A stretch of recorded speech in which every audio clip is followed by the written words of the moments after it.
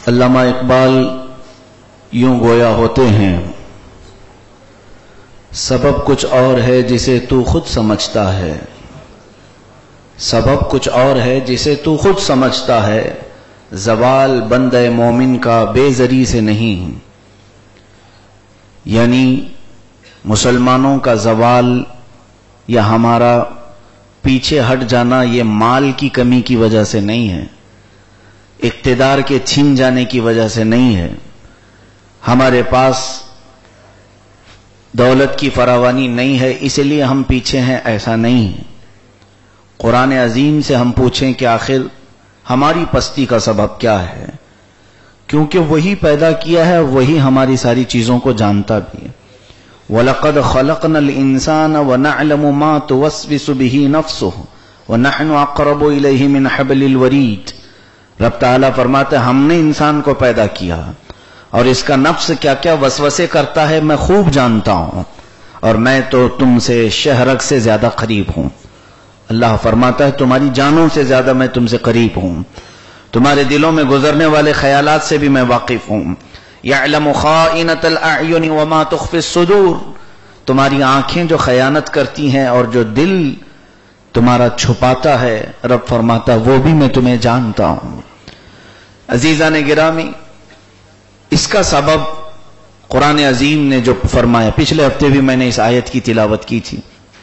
رب ذوالجلال فرماتا ہے اپنے حبیب پاک صلی اللہ علیہ وسلم سے، اپنے محبوب سے، ارأیت من اتخذ الہہ ہوا، اے محبوب کیا آپ نے نہیں دیکھا کچھ ایسے لوگ جنہوں نے اپنی خواہشات کو اپنا خدا بنا لیا ہے، ان کی خواہش جو کہے وہ کرنے لگ جائیں۔ خدا کا مطلب یہ ہوتا ہے جس کی فرمانبرداری کی جائے، جس کی اطاعت کی جائے، ہماری طبیعت جو چاہے وہ کرنے لگ جائے، تو ایسے بندے کو رب تعالیٰ فرماتا ہے یہ خواہشات کا پیروکار ہے، ان خواہشات کا بندہ ہے، اس نے اپنے نفس کو اپنا معبود بنا لیا ہے۔ حدیث پاک رسول کریم صلی اللہ علیہ وسلم ارشاد فرماتے ہیں جھوٹے خداؤں میں جو دنیا میں بنے ہیں، جھوٹے خدا جو لوگوں نے بنا رکھے ہیں، پتھروں کے بنائے ہیں، درخت کو بنائے ہیں، حتیٰ کہ ہمارے ملک میں کوئی چیز باقی بھی نہیں رہی ہوگی جس کو خدا نہ بنایا گیا ہو، ہر چیز کو، چوہا بلی جانور سارے تو خدا ان کے سامنے بن گئے۔ رسول کریم صلی اللہ علیہ وسلم ارشاد فرماتے ہیں زمین پر لوگوں نے جن کو خدا بنایا ہے ان کی اگر تعداد دیکھی جائے، سب سے زیادہ کس چیز کو خدا بنایا گیا، یعنی ہندوستان میں کیا کسی پتھر کی مورتی کو سب سے زیادہ پوجا جا رہا ہے، یا پھر کسی درخت کی سب سے زیادہ عبادت ہو رہی ہے، یا پھر کسی سانپ بچھو جانور کی سب سے زیادہ عبادت ہو رہی ہے؟ دنیا میں کون ہے؟ رب ذوالجلال حقیقی خدا ہے، میں جھوٹے خداؤں کی بات کر رہا ہوں جسے لوگوں نے بنایا۔ اللہ کے نبی صلی اللہ علیہ وسلم فرماتے ہیں جھوٹے خدا جنہوں نے انسانوں نے بنایا اس میں سب سے زیادہ اگر کسی کی پرستش ہوتی ہے، پوجا ہوتی ہے، تو وہ نفس کی ہے، اپنے خواہشات کی ہے۔ تقریباً انسانوں نے اس نفس کو اپنا خدا بنا لیا ہے، جو یہ چاہیں وہ کرنے لگ جائیں۔ میرے عزیزو، اس نفس امارہ نے آج کہیں کا نہیں چھوڑا۔ میں تاریخ کے اوراق پڑھ رہا تھا، عیسائی اور یہودیوں میں کچھ مشنریز کام کرتی ہیں، ان کا صرف ایک مقصد یہ ہوتا ہے کہ دین سے جو متعلق بندہ ہے اسے دور کر دیا جائے۔ اس پر تو وہ لاکھوں کروڑوں خرچہ کرتے ہیں۔ عیسائی تو تبلیغ کرتے ہیں، عیسائیت میں بلاتے ہیں، یہودی تبلیغ نہیں کرتے لیکن خراب کرتے ہیں۔ 25 عیسائیوں کی جماعت نے ایک چھوٹا سا لٹریچر جس میں مضمون میں یہ لکھا ہوا تھا، ان پر ان کی جماعت نے کئی کروڑ خرچہ کیے کہ مسلمانوں میں سے یا دوسرے لوگوں میں سے تبلیغ کر کے انہیں عیسائی بنایا جائے۔ تو انہوں نے تقریباً 10 سال خدمت کی ہے کئی ملکوں میں۔ خاص طور پر وہ عراق کی بات لکھتے ہیں کہ 10 سال تک 25 ایسے اسکالرز کو چھوڑا گیا تھا تبلیغ کر کے تم انہیں عیسائی بناؤ، لیکن 10 سال کے اندر انہوں نے کسی کو عیسائی نہیں بنایا۔ واپس 10 سال کے بعد رپورٹنگ کے لیے جب اپنے وہ گرو گھنٹالوں کے پاس بیٹھے ہیں تو ان کی سرزنش ہو رہی تھی، ان کو ڈانٹ پڑ رہی تھی، تمہارے اوپر کروڑوں کا خرچہ ہو گیا 10 سال میں، تم نے ایک بھی عیسائی نہیں بنایا؟ انہوں نے جواب میں لکھا ہے کہ ہاں یہ بات تو ہے کہ ہم نے کسی کو عیسائی نہیں بنایا، لیکن اتنا دعوے کے ساتھ کہتے ہیں کہ ہم نے کسی کو مسلمان بھی نہیں چھوڑا، کوئی ان میں مسلمان بھی باقی نہیں رہ گیا۔ یعنی جس علاقے میں ہم کام کرتے رہے، عیسائی اگرچہ انہیں نہیں بنا پائے لیکن پکا مسلمان بھی انہیں رہنے نہیں دیا۔ آج یہی حالات ہیں۔ یہاں ہمارا نوجوان یہ سوچتا ہے کہ وہ بھی راضی رہے، خدا بھی راضی رہے، ادھر بھی بات چلتی رہے ادھر بھی چلتی رہے۔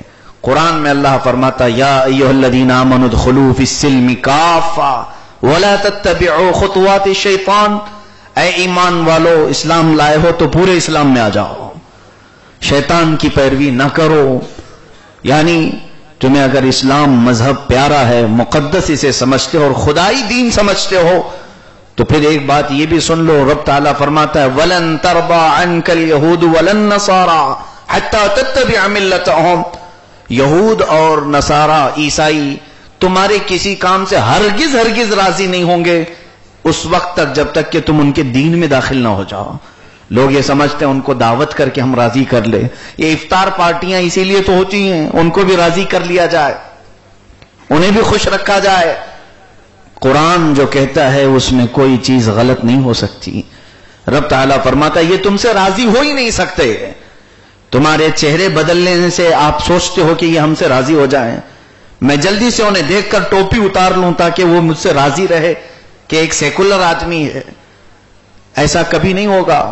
لوگ تو اپنی عبادتوں کو چھپا لیتے ہیں کہ وہ کبھی ناراض نہ ہو جائیں ہم سے۔ خواہشات کے پیروکار لوگ دنیا کو راضی کرنے کے لیے سب کچھ اپنا بدل لیا، لیکن جس وقت رب ذوالجلال کے حضور اسے آنا ہوتا ہے، قبر میں سونے کے بعد، میں یہ روایت پڑھ رہا تھا، آنکھیں بہہ پڑتی ہیں، اللہ عز و جل فرشتوں سے فرماتا ہے اے فرشتوں اس کی قبر میں دوزخ کی کھڑکیاں کھول دو، اور جب یہ پکارے چلائے تو اسے کہنا جن کے لیے تو اپنا سب کچھ بدلا تھا آج ان کو مدد کے لیے بلا، ان کو مدد کے لیے بلا، جن کے لیے تو رات رات گھر چھوڑ کر چلا جاتا، جن کے لیے تو نے اپنا لباس بدلا، اپنے چہرے بدلے، آج ان کو مدد کے لیے بلا۔ وہ ہائے ہائے کرتے قیامت تک سوتا رہے گا دردناک عذاب میں۔ میرے عزیزوں، خواہشات کی پیروی کرنے والوں کو رب ذوالجلال کے سخت عذاب کا سامنا کرنا ہوگا، اور خواہشات کو قتل کرنا، اسے مار دینے کا نام ہی اسلام ہے۔ حضرت محبوب الہی نظام الدین اولیاء رحمت اللہ علیہ کے دربار کی بات ہے، دلی میں کوئی ایک پنڈت تھا، پجاری تھا، وہ لوگوں کو بیماریوں کو صحیح کرنے میں مشہور معروف تھا، بہت سارے لوگ جاتے تھے اس کے پاس، بچے بیمار ہوں تو لے جاتے، وہ کچھ پڑھ کر کے پھونک دیتا تو بچے صحیح ہونے لگتے تھے۔ حضرت محبوب الہی سے لوگوں نے کہا حضور یہ دیکھی ہوئی بات ہے کافر، لیکن وہ جب دم کرتا ہے بچوں کو پڑھتا ہے تو صحیح ہو جاتے ہیں۔ محبوب الہی رحمت اللہ علیہ خود گئے اس کے پاس اپنی بیمار بن کر، کہا مجھے تکلیف ہے، تو کیا پڑھتا ہے، پڑھ کر میرے اوپر بھی دم کر لے، مجھے بخار ہے، سردی ہے، جو بھی۔ محبوب الہی رحمت اللہ علیہ پر اس نے معمول کے مطابق پڑھا، جو کچھ بھی کرنا تھا، صحیح ہونے کے آثار لگے۔ تو حضرت نظام الدین اولیاء نے پوچھا بتا تیرا کیا ایسا عمل ہے کہ زبان سے پڑھتا ہے تو صحیح ہو جاتا ہے، ایسا کون سا عمل ہے تیرا؟ سنو مسلمانوں، تپسیا کرنے والے لوگ ہوتے ہیں، ان میں بھی۔ اس نے کہا میں کوئی وظیفہ ایسی کوئی چیز نہیں کرتا، میرا ایک ہی عمل ہے، میرا نفس جو چاہتا ہے میں وہ نہیں کرتا، میں اپنے نفس کے خلاف کرتا ہوں، اس لیے میری زبان میں اتنا اثر ہے۔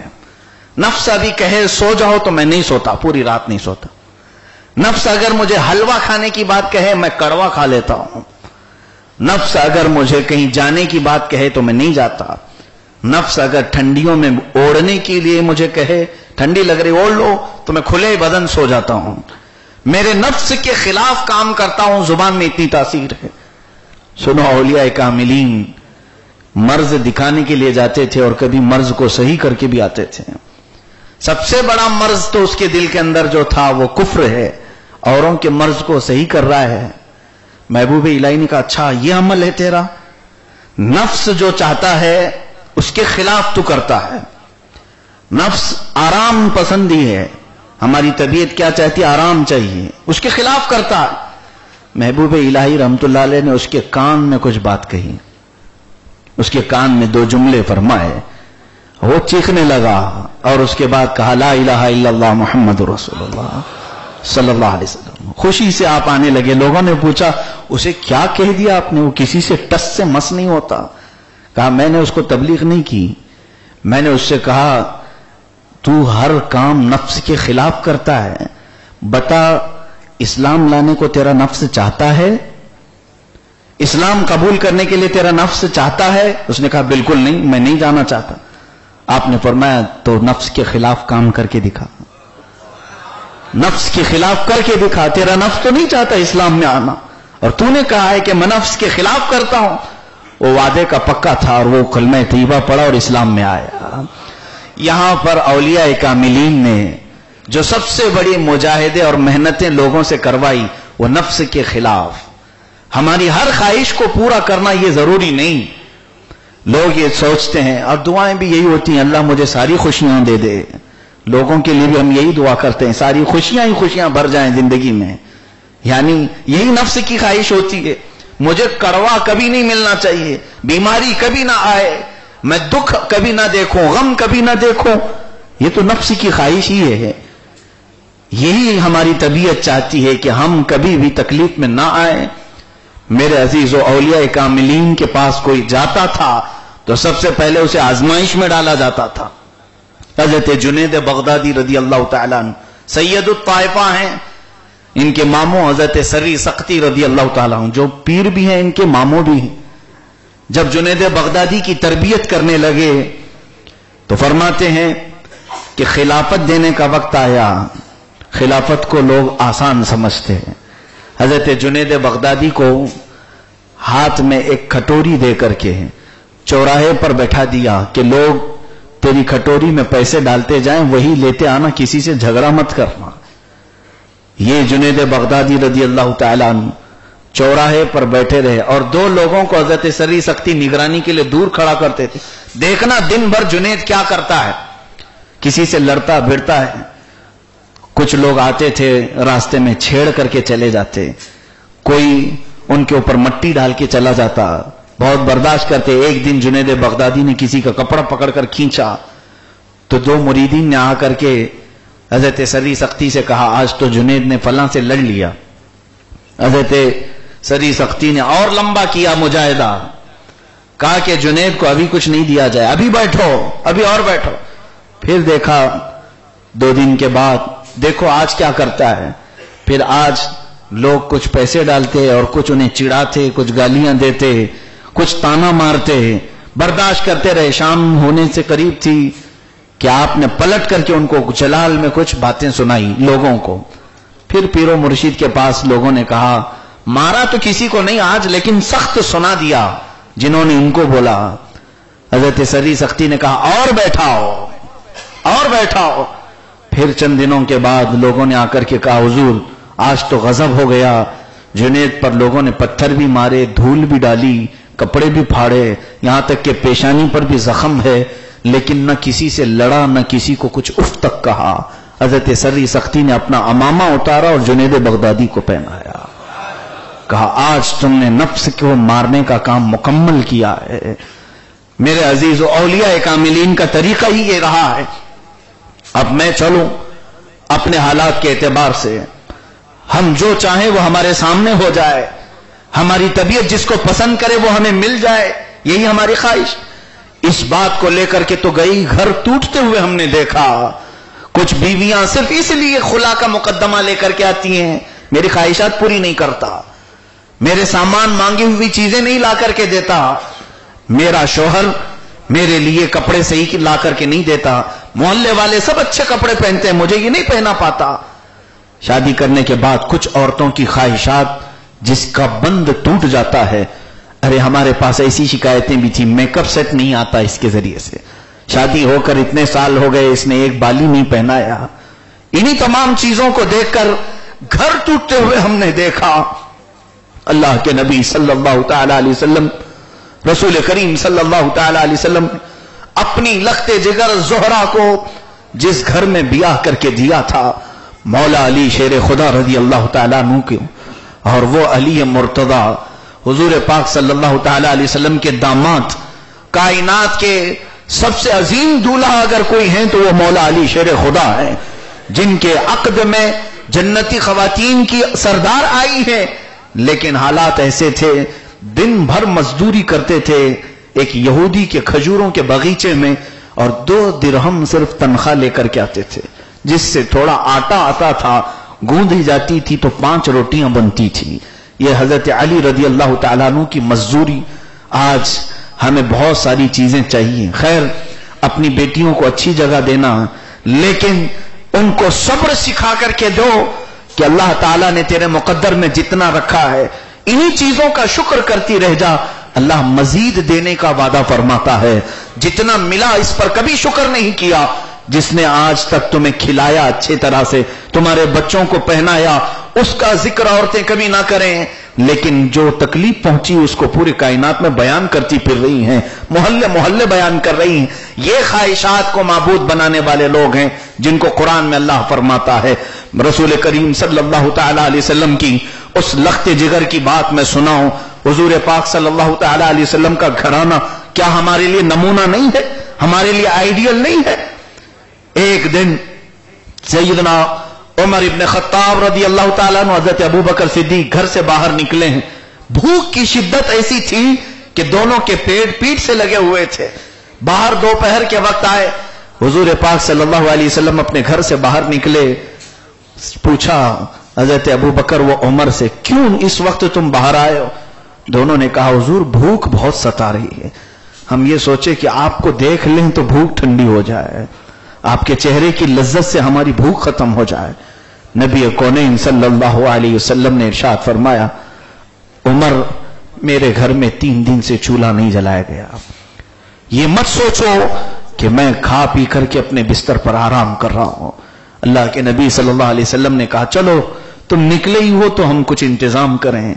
چلتے ہوئے حضرت ابو ایوب انصاری رضی اللہ تعالیٰ عنہ کے مکان پہ پہنچے، میزبان رسول ہیں، میرے آقا صلی اللہ علیہ وسلم کی سب سے پہلے مدینے میں جنہوں نے میزبانی کی وہ ابو ایوب انصاری۔ جیسے ہی حضور کو اپنے گھر پر دیکھتے ہیں مرحبا مرحبا کہتے ہوئے اندر بلایا، کہا یا رسول اللہ صلی اللہ علیہ وسلم تشریف رکھیں، گھر میں بکری کا ایک بچہ ہے ذبح کرتا ہوں، آپ حضرات کھا لیں۔ حضور نے اجازت دی، بکری کو ذبح کیا اور لذیذ کھانا بن رہا تھا۔ حضرت ابو ہریرہ بھی اس روایت کو روایت کرتے ہیں، فرماتے ہیں سالن کی خوشبو نے تو ہمیں مدہوش کیا تھا، بہت خوبصورت کھانا بن رہا تھا۔ جب سالن بن کر کے آیا دسترخوان پر رکھا اس بکری کے گوشت کا، نبی کونین صلی اللہ تعالی علیہ وسلم نے ابو ایوب انصاری سے فرمایا ایک اور کھٹوری ہو تو لے آؤ۔ آپ لے کر کے آئے، آدھا سالن اس میں سے اونڈیلا، کہا ابو ایوب میری بیٹی فاطمہ کے گھر پہنچا ہو، وہ 10 دن سے فاقے میں ہے، 10 دن سے فاقے میں ہے، اس کے گھر پر 10 دن سے سالن نہیں بنا۔ اس کائنات کی رسول مختار صلی اللہ تعالی علیہ وسلم کی دختر زہرا کی قسم کھانے والی آج خواہشات کا ان کا کوئی حد ہی نہیں۔ ان کے ہاں آج حالات ایسے ہیں کہ ان کے 2 روپے کی کوئی چیز نہ ملے تو بے صبرے ہو جائیں اور اپنے خواہشات کی وجہ سے گھر توڑنے کی بات کریں کہ ہمارے گھر میں سکون نہیں ہے، اطمینان نہیں ہے۔ رسول کریم صلی اللہ تعالی علیہ وسلم نے کیا یہی معاشرہ ہمیں دیا تھا؟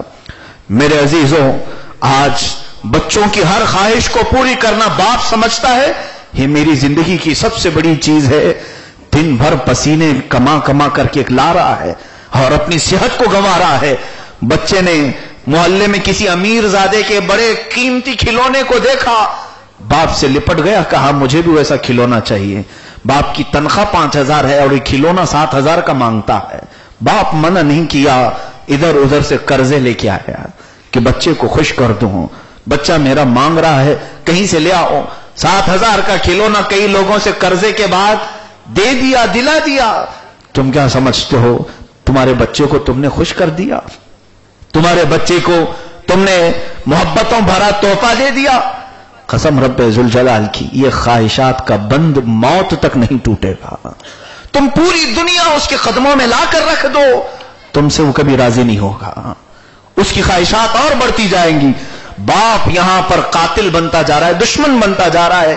اپنے بچوں کا ہونا یہ چاہیے، تمہاری استطاعت میں نہیں تھا، بچوں کو صبر کی تعلیم دے دیتے ہیں، قناعت کا درس دیتے، اس سے یہ آخرت کا تصور دلاتے. بیٹا چند دن صبر کر لے، اللہ تبارک و تعالیٰ تجھے اس سے بہتر کھلونا نصیب فرمائے گا، اس سے بہتر چیز عطا کرے گا. سیدہ فاطمہ الزہرا ایک مرتبہ حضور کے دربار میں آئی ہیں. جنگ بدر کے بعد حضور بہت سارے جو قیدی آئے تھے ان کو غلام بنا کر تقسیم کیا جا رہا تھا، غلام بانٹے جا رہے تھے. سیدہ بھی آ گئیں. حضرت علی نے کہا جاؤ اپنے ابا سے غلام مانگ کے لاؤ، گھر میں سارے کام تم خود کرتی ہو، چکی پیستی ہو، پانی بھرتی ہو، دیکھو تمہارے ہاتھوں میں چھالے پڑ گئے. آئی اپنے والد گرامی کو بتانے لگی ابا جان چکی پیستے پیستے ہاتھوں میں چھالے پڑ گئے ہیں اور رسی سے کنویں سے پانی کھینچتی ہوں تو ہاتھ پورے سوج جاتے ہیں. یا رسول اللہ صلی اللہ علیہ وسلم سب کے پاس ایک ایک غلام ہے، آپ بانٹ رہے ہیں مجھے بھی ایک غلام عطا فرما دے. آج نیتاؤں کے گھر تو خوشیوں سے بھرے ہوتے ہیں، جن کو کرسیاں ملی ہیں ان کے پاس دولت کی کوئی کمی نہیں ہے، انہوں نے دنیا کی ساری خوشیاں سمیٹ رکھی ہیں. اگر ایسا ہی معاملہ ہوتا میرے نبی کے ساتھ تو رسول اللہ صلی اللہ علیہ وسلم اپنے گھر کو سونے اور چاندی سے بنا لیا کرتے ہیں. اللہ تعالیٰ نے ان کو مالک و مختار بنا کر بھیجا تھا، لیکن فاطمہ الزہرا کی اس خواہش پر نبی کونین صلی اللہ علیہ وسلم کیا فرماتے ہیں؟ بیٹی تیرا باپ تو رسول اللہ، تیرا باپ تو کائنات کا آقا ہے، جو چاہے لے جا. نہیں، فرمایا فاطمہ ابھی بہت سارے یتیموں کا حق باقی ہے، ابھی بہت سارے یتیموں کا حق باقی ہے، میں ان کو دیے بغیر تجھے کیسے خوش کر دوں؟ کیا تجھے اس غلام سے اچھی چیز نہ دے دوں؟ فاطمہ زہرا کہتی یا رسول اللہ عطا فرما دے. فرمایا فاطمہ کام کر کے جب تھک جاؤ رات میں بیٹھنا 33 بار سبحان اللہ، 33 بار الحمدللہ اور 34 بار اللہ اکبر کے، اللہ تیری ساری تھکان کو دور فرمائے گا، تجھے غلامی سے بھی زیادہ چیز مل جائے گی. فاطمہ زہرا یہی چیز لے کر کے لوٹیں اور پوری کائنات کو آج تسبیح فاطمہ عطا کی گئی ہے. عزیزان گرامی، یہ میرے آقا نے سکھایا ہے. خواہشات تو انسان کی آتی ہیں، ہم خواہشات کو روکیں، انہیں پرہیز دلائیں. ہر چیز کو لا کر قدموں میں رکھ دینا یہ محبت کی علامت نہیں ہے. ایسی بہت ساری بیویاں بھی ہم نے دیکھی ہیں. میں نے غالباً اس سے قبل بھی بتایا تھا، ہمارے مسجد میں آنے والا ایک نوجوان پابند تھا نمازوں کا، اچانک وہ غائب ہو گیا، چند سالوں تک مجھے نظر نہیں آیا. 3-3.5 سال کے بعد اس کو معلوم کروایا تو پتا چلا کہ وہ بہت ہی بگڑا ہوا ہے، بہت ہی بگڑا ہوا ہے. خواہش ہوئی کہ اس سے سن لوں کہ اچھا پابندی کرنے والا کیا ہو گیا.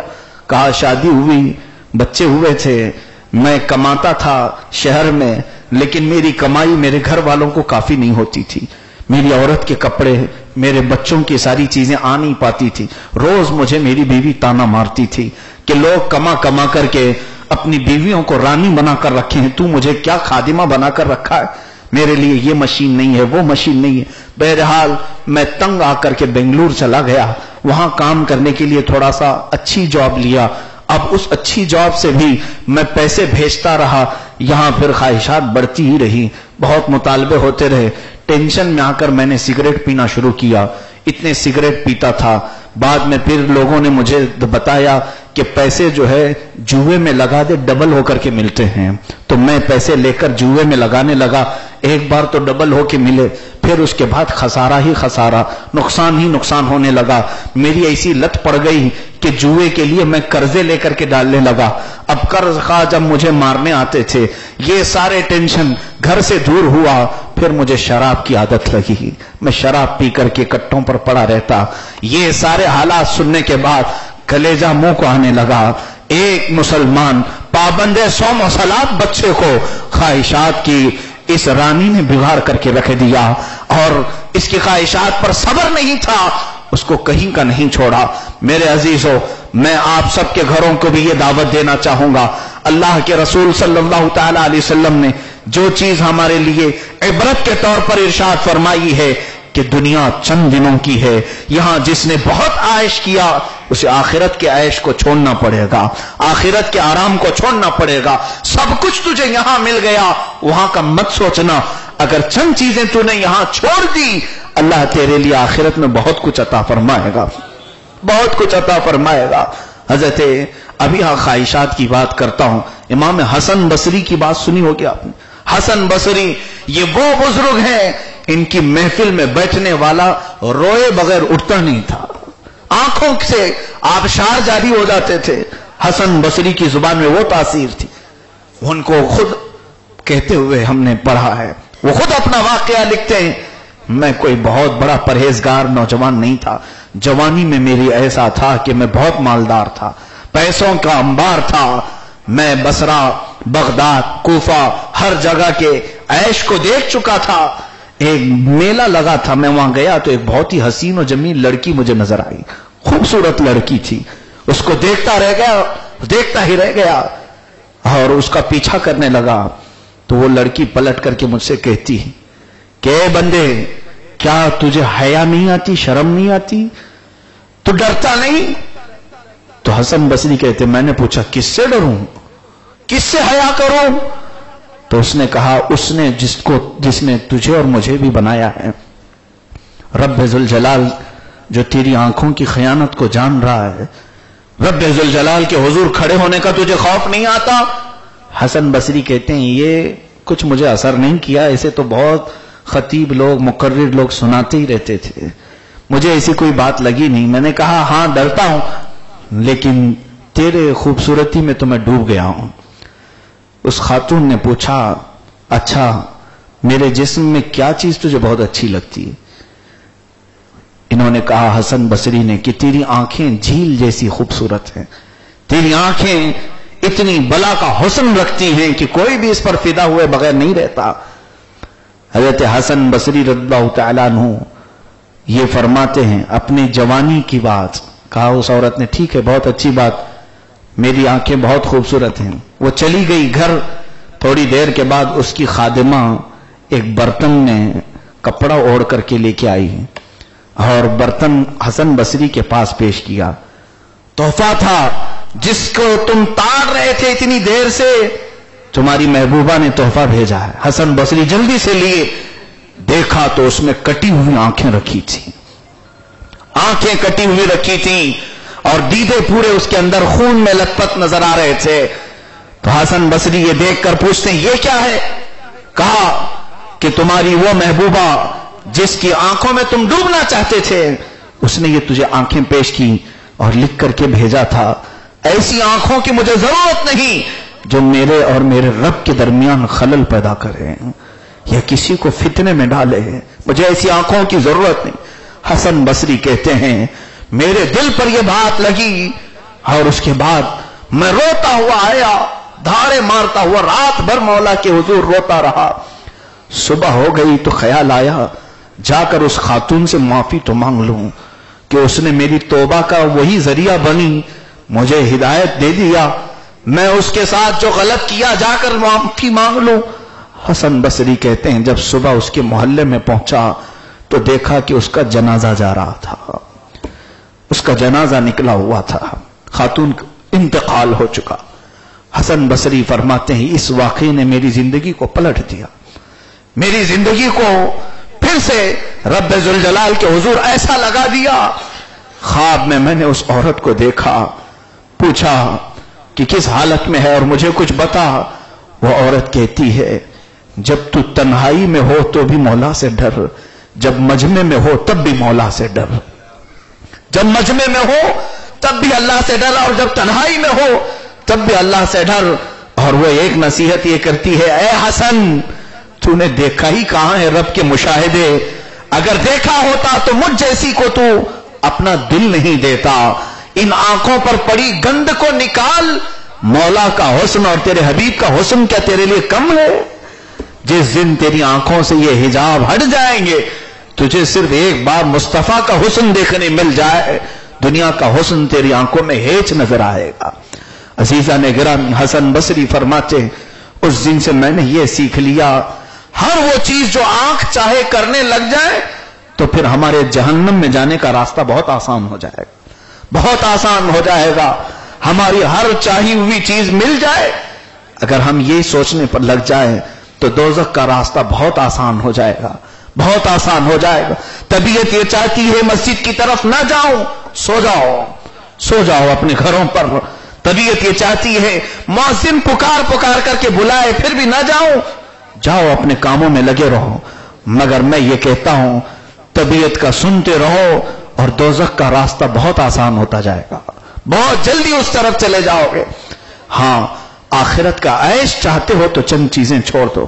مجھے یہاں بات یاد آتی ہے، ہم اپنی خواہشات پر ساری چیزیں کتنا کیئر کرتے ہیں۔ میرے آقا صلی اللہ علیہ وسلم کے پاس ایک جوان حاضر ہوا، کہا حضور شادی کرنا ہے مگر کالا ہوں، وہ حبشی تھے، کالا ہوں کوئی بیٹی دیتا نہیں، مالدار بھی نہیں ہوں، فقیر ہوں۔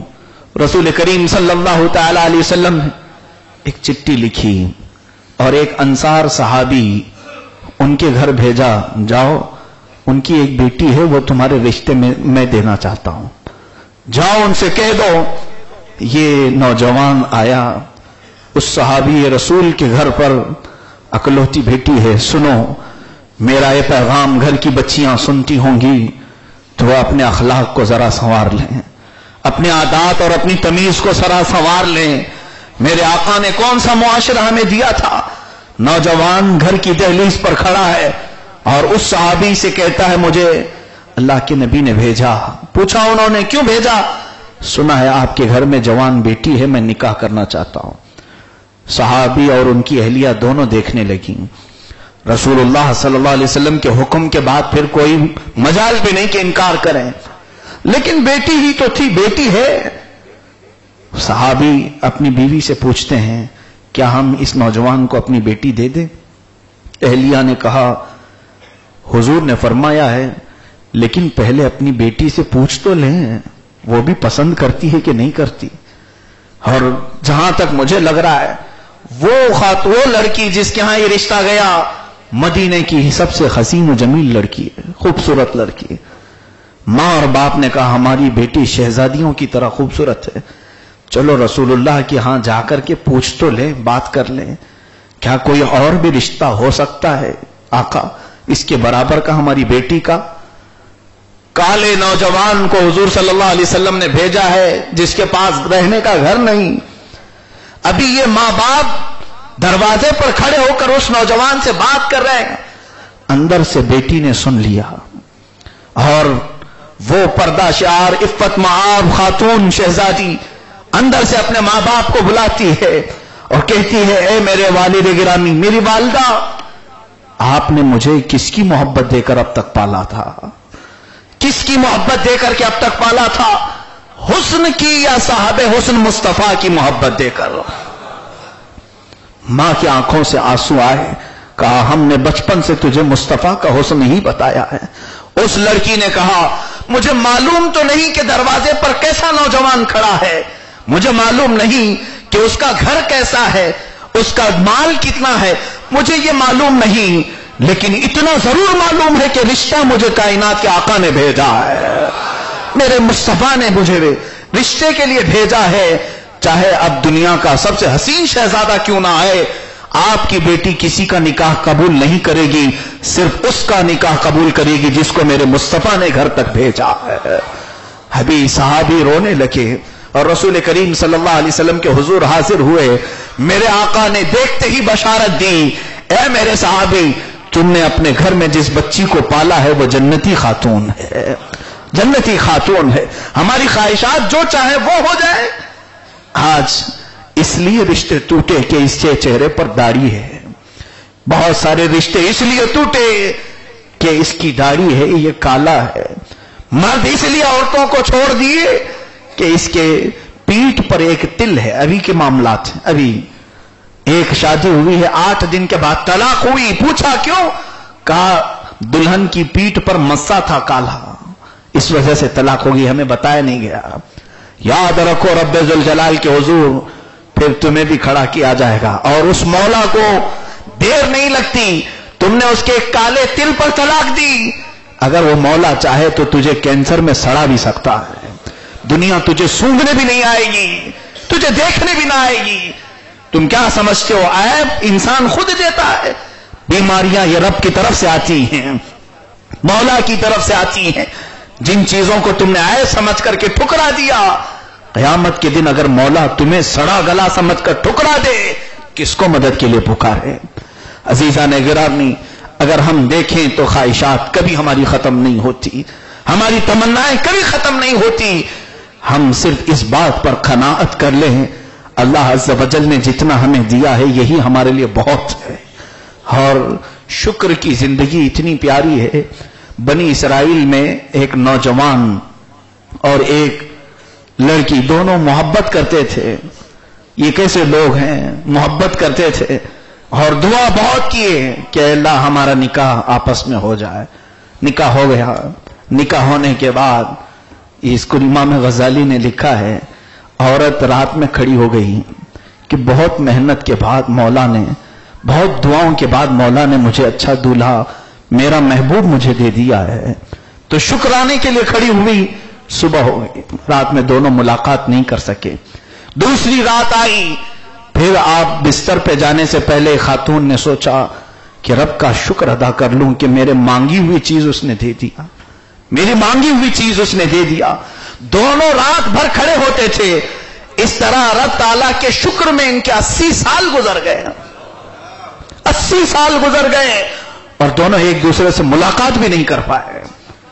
یہ وہ بندے ہیں رب تعالیٰ کے جنہوں نے مولا تعالیٰ سے کچھ پوچھا تو مولا نے انہیں دیا, مگر اپنی خواہشات کو مار کر کے انہوں نے مولا کو راضی کرنے کی کوشش کی. اے میرے عزیز نوجوانوں, آج اگر تم یہ سوچتے ہو میری جوانی ابھی ابھی نکلی ہے, مجھے تھوڑا سا انجوائے کرنے کے لیے ٹائم دیا جائے. آج ماں کی باتیں کڑوی لگیں, باپ کی باتیں بہت سخت لگتی ہیں بچوں کو, اور وہ 4 دن کی محبوبہ کی باتیں بڑی میٹھی لگتی ہیں, بہت پیاری لگتی ہیں. ماؤں کو ٹھکرا دیا نوجوانوں نے گلی کوچے کی عورتوں کے لیے, یا وہ لڑکی جس کو 18 سال باپ نے گھر میں رکھ کر ہر خواہش پوری کی, کسی ایرے غیرے کا ہاتھ پکڑ کر بھاگ گئی اور اس کے بعد پوچھنے پر یہ کہتی ہے مجھے میرے باپ نے کیا دیا ہے؟ اس نوجوان نے تو مجھے 5000 کا جوڑا پہنایا ہے, مجھے 5000 کا جوڑا پہنایا ہے. یہ ہیں خواہشات کو جنہوں نے معبود بنایا, اپنی طبیعتوں کو جنہوں نے معبود بنایا. شیطان انہیں کہیں کا نہیں چھوڑتا. رب تعالیٰ سے وہ اتنے دور ہو جاتے ہیں, اتنے دور ہوتے ہیں. اللہ اللہ, میں آخری بات کرنے جا رہا ہوں میرے عزیزوں. ایک بات یہ بھی یاد رکھ لو اے نوجوانوں, پلٹنے کا ہمارے پاس اب بھی وقت ہے. اگر ہم پلٹ آئے تو ہماری پکڑ نہیں کرے گا مولا. میں چند دن پہلے ایک اعلان دیکھ رہا تھا, کوئی مجرم جیل سے بھاگا ہوا, لوگ پولیس تھانے سے یا ڈپارٹمنٹ سے اعلانات اور اس کا خاکہ, اس کا جو ہے نقشہ بنا کر جگہ جگہ دیواروں پر چپکایا گیا ہے, فلاں بھاگا ہوا ہے, اسے پکڑ کر کے جو لائے گا 5 لاکھ کا انعام. یہ جیل توڑ کر کے بھاگا ہے, اسے لے کر کے آئے تو 5 لاکھ کا انعام, یا بتا دے تو اسے انعام. لوگوں نے انعام کی بارشیں رکھ دی ہیں اور اس کا یہ خاکہ نقشہ گلیوں میں سب جگہ ہے, پیپروں میں اعلان ہے. میں نے سوچا تھوڑی دیر کے لیے جس دن یہ پکڑا جائے گا تو اب یہ پہلے سے بھی بڑی جیل میں جائے گا اور پتہ نہیں پھانسی کی سزا بھی ہو جائے. پھر تھوڑی دیر کے بعد یہ خیال آیا, قرآن کی آیت پڑھ رہا تھا, یا ایھا الانسان ما غرک بربک الکریم. اے انسان, تجھے کون سی چیز نے رب سے دور کیا ہے؟ کون سی چیز ہے جس نے تجھے گھمنڈ میں ڈال دیا؟ تو بھاگ گیا ہے مولا سے. رب تعالیٰ یہ چاہے تو وہ بھی اعلان کرتا کہ میرا فلاں بندہ مجھ سے بغاوت کرتے بھاگا ہوا ہے, اے فرشتوں پکڑ لاؤ اس کو, جہاں ملے وہاں سے پکڑ کر کے لاؤ. نہیں, بھاگے ہوئے بندوں کے لیے رب تعالیٰ یہ اعلان فرما رہا ہے, اے بندے تو آ جا, تیری سب چیزیں میں معاف کر دوں گا. واپس آ جا, سب چیزیں پہلے کی معاف کر دوں گا.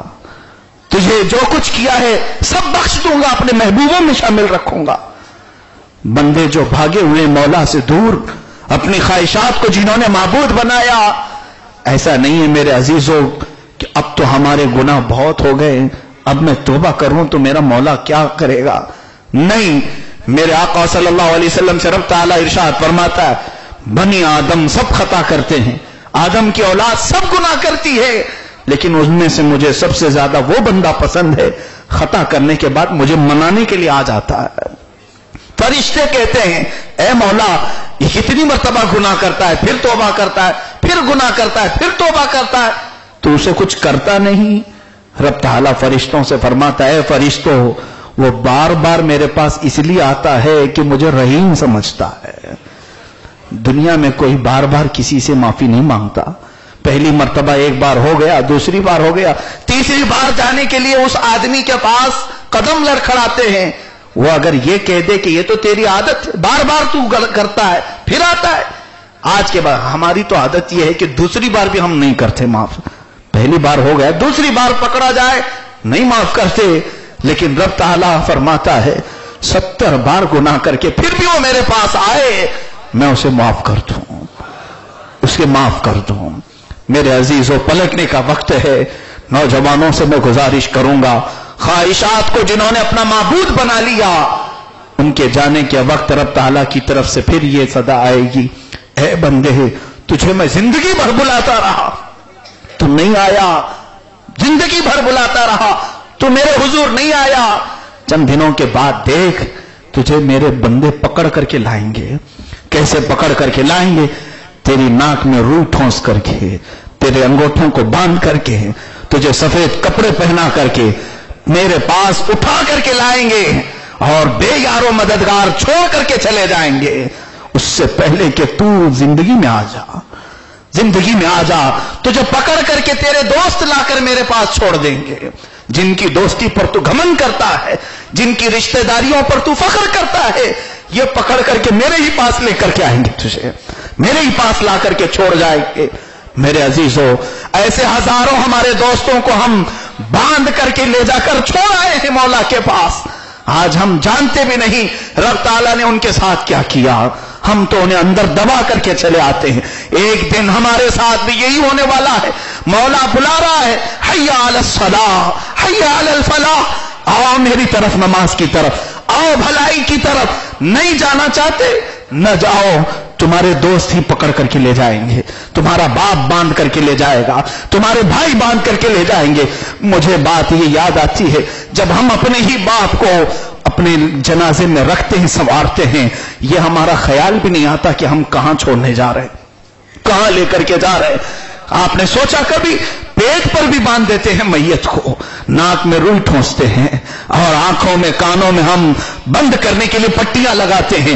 حکم تو یہ ہے پیٹ پر وزن چیز رکھ دو پھول نہ جائے. ہم ان کے انگوٹھوں کو پیروں کو ایسے باندھتے ہیں، کبھی کبھار جنازے میں دیکھ کر لگتا ہے مجرموں کو جیسے باندھ کر کے لے جایا جاتا ہے. ایسے ہی ہمارا آخری وقت آئے ہے جب رب تعالیٰ کے حضور ہمیں باندھ کر کے ہمارے دوست و احباب، ہمارے رشتہ دار لے جا کر کے چھوڑیں گے. پھر یاد رکھنا اس مولا کے علاوہ کوئی قبرستان میں ہمارا نہیں ہوگا. دوستی اس سے کرو جو رب تعالیٰ فرماتا ہے اے میرے بندے جب ساری دنیا تجھے چھوڑ کر کے جائے گی تب میں تیری دوستی کا حق ادا کروں گا. اور تو نے جن لوگوں کو ابھی دوست بنایا سب چھوڑ کر کے جائیں گے، تیری دوستی نہیں نبھائیں گے.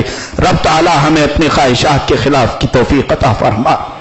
مولا تعالیٰ ہماری آنکھوں کو حیا عطا فرما، ہماری خواہشات کو ختم فرما دے، نفس امارہ کی شرارتوں سے بچا لے. رب العالمین ہمارے گھر ٹوٹنے سے بچا لے. اے ارحم الراحمین تو جو چاہے تو آج ہمارے سب دل میل دھل جائے. اے کریم خدا تو نے تو فرمایا جب میرے بندے سے میں محبت کرتا ہوں تو اپنے گھر تک بلاتا ہوں، اپنی مسجدوں تک بلاتا ہوں. آج جتنے تیرے اس مقدس چھت کے نیچے آئے ہیں ان سب کو تو نے ہی بلایا ہے. مولا دنیا میں جب کوئی بلاتا ہے تو بغیر دیے اور بغیر کھلائے واپس نہیں کرتا. تو کریم ہے مولا، تو رحیم ہے. تیرا دسترخوان وسیع ہے، جتنے آج تیرے گھر میں آئے ہیں سب کو بخشش کا کھانا کھلا دے، مغفرت کا کھانا کھلا دے. رب العالمین جہنم سے آزادی کا پروانہ سنا دے. اے عزیز خدا हमसे माँ से ज्यादा मोहब्बत करने वाले मौला, हमारी आंखें गैरों के हुस्न में तबाह हुई हैं, इन आंखों को जमाले मुस्तफा नसीब फरमा दे, इन आंखों को जमाले मुस्तफा नसीब फरमा दे। मौला हमारे घरों की बच्चियों को इज्जत व आबरू नसीब कर, हमारे घरों में नेक और सालेह गुलामान हसनैन करीमैन पैदा कर। मौला हमारे नफरतों को खत्मा फरमा। आज जालिमों को तूने जो हमारे सरों पर मुसल्लत किया, हमारा ये यकीन है ये हमारे बुरे अमाल की सबब है, हमारे बुरे गुनाहों की वजह है। मौला तेरे हुजूर तौबा करते हैं, इन काफिरों के जुल्म से हम सबको आजाद फरमा दे। रब्बल आलमीन हम सबको तेरी इबादतों में झुकने का लुत्फ अता कर, पेशानियों में तेरे हुजूर तड़पने की ज़ौक़ अता फर, हमारी आंखों को तेरे हुजूर रोने का गम अता फर। व सल्लल्लाहु तआला अला खैरि खल्क़ि मुहम्मद व आलिहि व अस्हाबि अजमाइन व आखिरु दावाना अल्हम्दुलिल्लाहि रब्बिल आलमीन। अस्सलामु अलैकुम व रहमतुल्लाह।